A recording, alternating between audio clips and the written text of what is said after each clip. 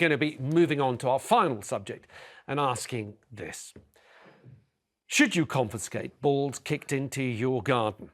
A couple in Winchester have been awarded £1,000 by a high court after an estimated 170 balls landed in their garden over 11 months. Granted, their £2 million home was next door to a school football pitch, and they were told by a judge that they'd lost perspective after complaining they could no longer use their pool. But you may be able to sympathise if you've had to deal with local kids bombarding your garden footballs and perhaps crushing flowers or putting pets at risk. Someone's having a lot of fun doing, don't you start, or just flat out ruining your relaxation. I mean, I'm not relaxed right now at all. Get your calls in now on this. 027 862 2222 is the number that you need. Thank you. That is enough now. You can put the ball down. That is enough. Now, is this a problem that either of you have had to face? Yes. Oh, really? Yes. Tell me about it. Well, I don't know whether we dealt with it in the same way or not. Obviously, I've lived in a house where there was a little boy playing football, and I often used to have to climb a tree to go and get the ball back. I lived next. You got the ball back? I certainly did. Oh, God, I lived next door to a Cheshire housewife who wouldn't break her nails going up the tree, so I shimmied up and got it for him. So that's what I did. The most annoying thing, sorry, but the most annoying things is when you're not annoyed by this as well, I am, because get away. And it's bad parenting. You can't. If you live, especially in a small garden, you can't then expect that your child could go and then create havoc, which is then going to upset all the neighbours. By create havoc, you mean playing? No, the ball coming over to you every 2 seconds is creating havoc, especially if you're lying there. Do you think David Beckham didn't practice? Of course he did. Has this been happening to you? Oh, man, it used to be terrible. And then you get to a point where you just hold on to it.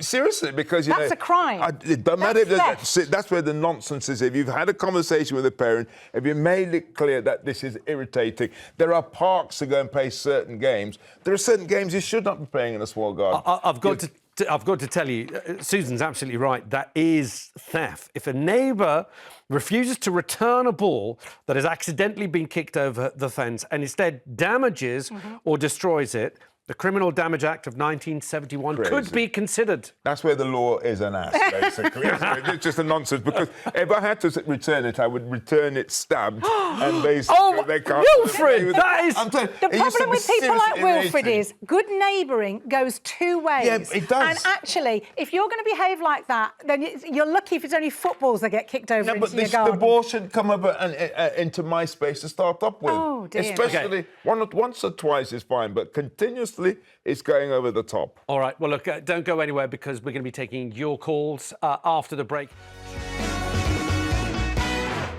Do you want to guess as to how much a British Bulldog puppy is going to set you back? Thousands. £1,700. There you go. I would have thought they're out of fashion. It's these little I think they're coming back into fashion. That's the thing, that they're becoming very, very popular. Welcome if you just joined us. We're live on 5. Susan and Wilfred are here with me. Let's get straight into your calls on confiscating balls that have been kicked into your garden. Should you do it? Have you done it?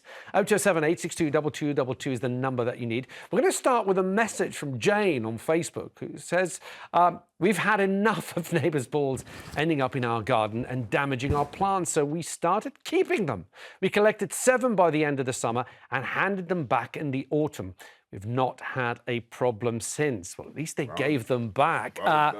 Self-restraint. I think Wilfred would have flattened those balls. He would have, yes. Andrew's in Glasgow. Andrew, welcome to the show. Have you ever kept a football? No, not at all. So what do you think? If they come into people's gardens, do you think they should be allowed to confiscate them? Not at all. It's great for the youth of today to actually go out and enjoy themselves and have the fun of being a child, instead of going around graffitiing, giving neighbours hassle and so forth. OK, but what do you make of this couple that had 170 balls in their garden over 11 months? Well, they knew when they actually moved anyway, so what do they expect? Well, I'm not quite sure. I think that the football, I think it's an AstroTurf football team, came in after they had moved in. I'm not quite sure of those details. But even so, 170, even if it's just been built or it was there when you got there, to have 170 footballs land in your garden over the space of 11 months, that's a bit excessive, isn't it? Shouldn't the school or the neighbour try and do something to prevent happening? Well, maybe the school should put up bigger fences at the side. And at the back of us, we've got a playing fields where they've got, must be a good 12-foot fence at the back, but balls still come over. Okay. I just kick them back. You know, at the expense of balls as well for the schools and so forth. And like I said, it's good to see. Sorry, it's good to see though the youth and hearing them laughing and cheering is a great sound. I'm looking at Wilfred, who I You see, what I don't think with that agrees. lady said on Facebook, if you'd spent thousands creating this fantastic garden and these balls are coming over and destroying your plants, you could then understand how that woman would get really irritated by it. I mean, nobody's saying it's not irritating, but at the same time, it's much better to know that those kids are out there kicking a football around than on their devices, non-machines, and looking There's at computers. parks for this that. is what... Go to the park. Well, There are designated spaces for that. If they're in their own garden, they're allowed to be in their own garden. You have no more rights to be outside in your garden. All right. Let's hear. Thank you, Andrew. Let's hear from Jen, who's in London. Jen, have you got a balls in your garden problem? Yes, we certainly do. Our high panel, by the way. Sorry. Go on. What's the problem? We certainly do. Well, our next door neighbours, I think we must have about 170 balls come in our garden once a month. I think not just 11 months. So my husband found 6 yesterday in our garden. I know, when he was letting the dogs out. Our little puppies don't like the balls; they're frightened of them. They're always hitting our fence. They don't care, the kids, when they're playing with the footballs. They have a huge garden. They never say thank you when we throw them back. They never knock on the doors to ask for them. Well, maybe you should stop throwing them back. Burst them. Well, we have tried to like keep them for a while, and then we give them back. Right. Have you been tempted to go down the Wilfred route of bursting the balls? Don't encourage criminal behaviour. No, It's not criminal. I think it's reasonable. It is criminal. It is criminal. I don't care. It's reasonable. Jen, have you been tempted? The lady. Sorry, I do know the lady on the other side of the fence. Yeah. I think she does keep them. She's much older lady. I think she has tend to have kept them. And I do know that they don't like asking her because she's mentioned that to us in the past. But it is getting very tiresome now. And as I say, our little puppies, they're quite frightened of them. So Jen, what kind of dogs have you got? We've got Cocker Spaniels, 2 Cocker Spaniels. They're not frightening enough. If you had sort of some Bull Terriers or some Rottweilers, I think maybe in about 6 months' time it's not going to be a problem if they have to come round and ask for them. And you could blame the dog for the first ball. Exactly. Yes, that's an idea. He's burst all of them. Elizabeth, thank you, Jen. Elizabeth's in Birmingham.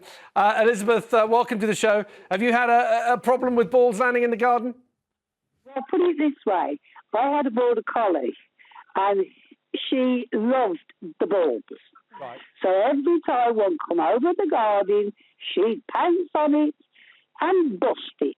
Well I done. did warn my neighbours about, because they put the goalpost on my side, shall we say, of the fencing. And I did say to her, I said, if I was you, I'd put that at the top of the garden. Oh, no, we want it here so we can watch the grandchildren. I said, fine, but if one comes over, love, I said, I don't know how you're going to get it back. So every time one come over, my dog would bounce on it like joy forever. And it was bust. By the time the third one went back, which I did give them back, they automatically moved the goalpost to the top of the garden. And I had no more trouble except for a miserable dog that didn't have a ball to pounce on. Now the dog's unhappy. Move the goalposts back. Elizabeth, thank you. Sandra is in Coventry. Sandra, welcome to the show. What's your experience been? Well, I've been problem with footballs since the people moved in. Yeah. They are foreign, and so they don't understand. You have difficulty in communicating. Right. And I used to throw them over, but I mean, you know, at the end of the day, I probably could have got a job as a ball boy at Wimbledon. Keeps you fit. I mean, having been a teacher, I know sport and exercise for children is imperative. But at the end of the day, I was a child. I had a ball. My parents used to say, if it goes over next door, you wait till the lady throws it back, and that was it. It's just parenting, and it's being thoughtful. I love my garden, and when I pay for things, sometimes a bit more expensive, and then a football comes and bashes them down, that incenses me, because it's just a shame that, you know, I've nurtured, you know, the plants, and then they've come to a certain size, and then bang, flattened. I can hear your pain on that, and I'm sure a lot of people will feel the well, same. I mean, it's Chelsea Flower Shop. I mean, they don't show footballs on there, do they?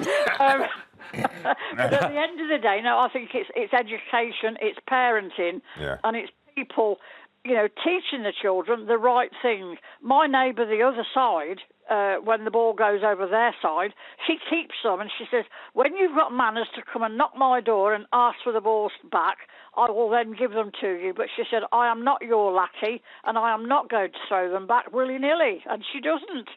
Well, thank you. Sandra, thank you.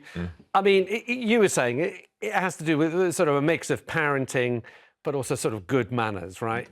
But I think everybody has to show good manners, and that includes the people who receive the balls into their garden and the way they deal with it. If you lead by example, that might be a better way to do it.